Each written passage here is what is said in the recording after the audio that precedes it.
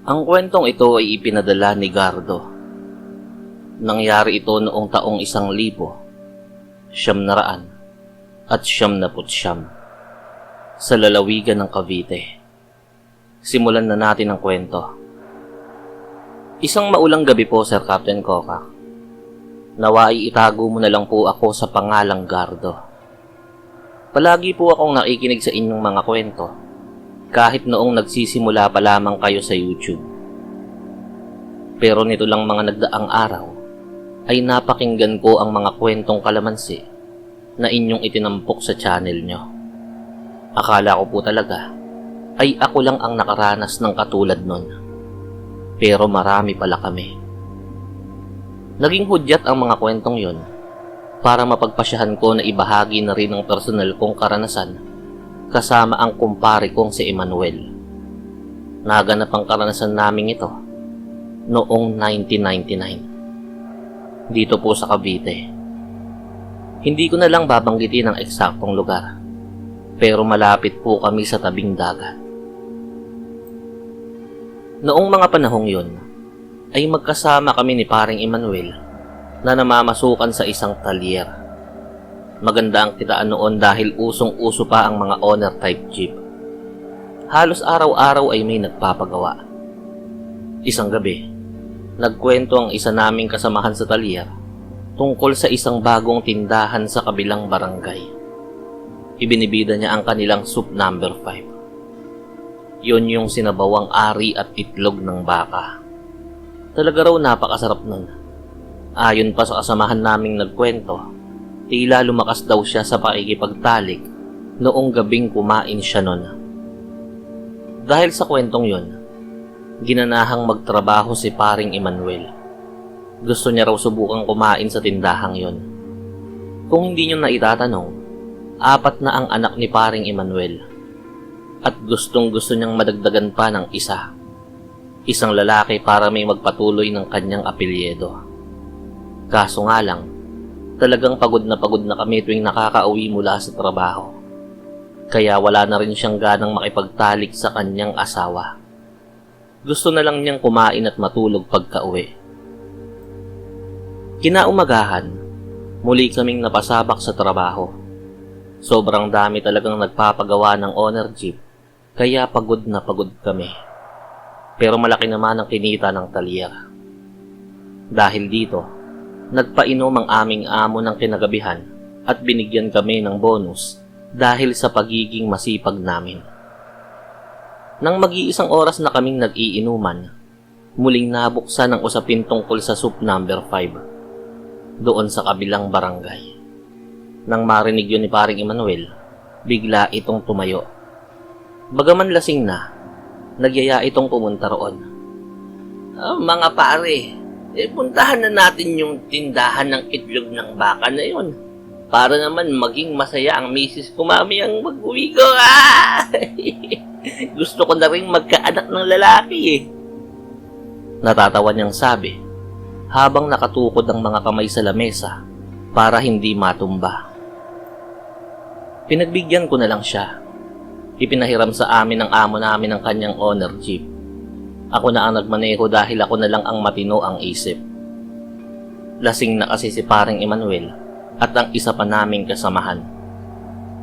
Pagkaraan ng 15 minuto ay narating namin ang tindahan. 2:00 na noon ng madaling araw at wala nang ibang kumakain. Ang akala ko ay may sariling pwesto ang tindahan, pero kariton lang pala ito na may malaking kaldero.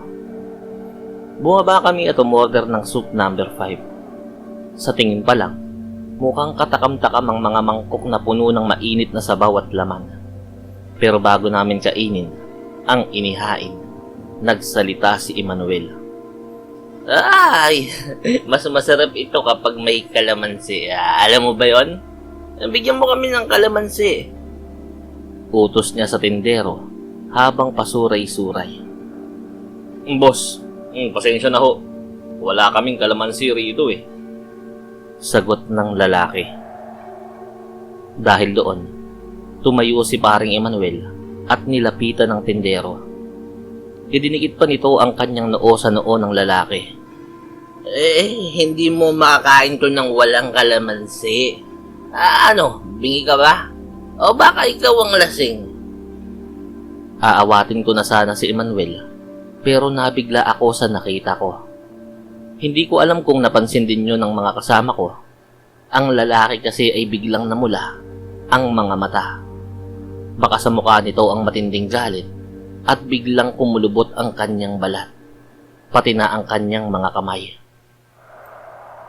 Kitang-kita kong hinawakan niya ng mariin sa bisig si paring Emmanuel. Yung tila ba ibabaon na ang mga kuko sa balat nito. Masama na ang kutob ko kaya lumapit na ako at hinila si Emmanuel. Humingi ako ng pasensya sa lalaki at sinabing ibalot na lang ang aming order at aalis na lang kami. Kumalma naman ang tindero at sumunod sa sinabi ko. Matapos magbayad, muli kaming sumakay sa owner jeep at bumalik sa talyer para ituloy ang aming inuman.